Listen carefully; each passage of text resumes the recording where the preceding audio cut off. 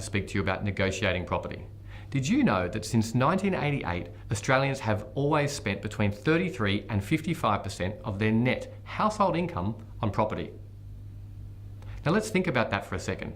Those people that were travelling with you today, on the bus, train, car, they are taking up to half of their day working just so they can afford their greatest asset that they will ever own.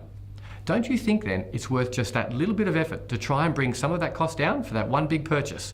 We spend so much time whinging about the price of electricity, food, petrol, yet many of us can happily get caught in that emotional trap of blowing an extra 5 to 10%, which might even be hundreds of thousands of dollars, in a property transaction without thinking twice. At the very least, it should highlight the need to get the best negotiation experience behind you or use some tried and tested tactics.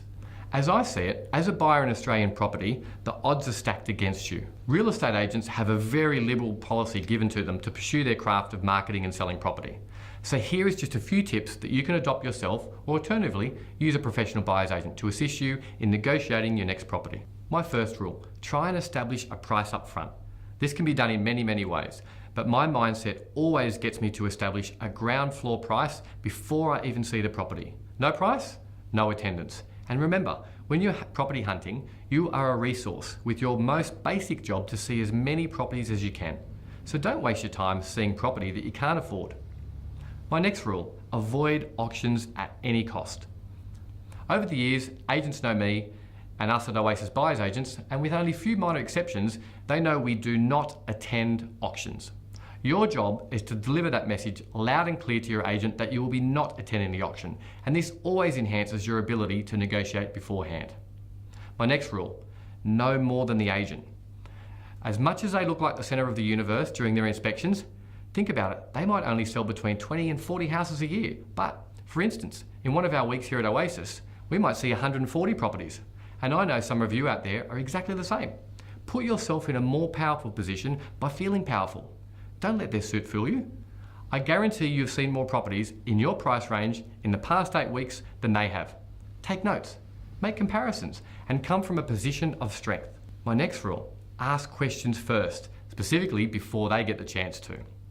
Now, selling agents, especially those in capital cities, are good at what they do, so let's give them some credit for that. Now, specifically, they're good at soliciting information from you. So get on the front foot. You ask the questions. Don't let them pigeonhole you with a budget or anything that can be used against you later. If they throw back questions at you, of budget or otherwise, keep moving. Ask another question and only spend a minimum of 5 to 10 minutes at your first inspection. It might sound too little, but go for the detail. Turn the lights off and focus on elements of the property that might dissuade you from buying the property from the very beginning. My next rule, always ask for a contract before you see a property. Now that's right from the very start. This is particularly relevant in a strong market. Now I ask this at the beginning so that I can be ready to act if I ever need to be forced to move quickly. If I have the contract and am officially ready to buy before I see the property, I can do research on an investment property, for instance, and establish that it is great value. And I could be one step ahead of the market at that all-important first inspection.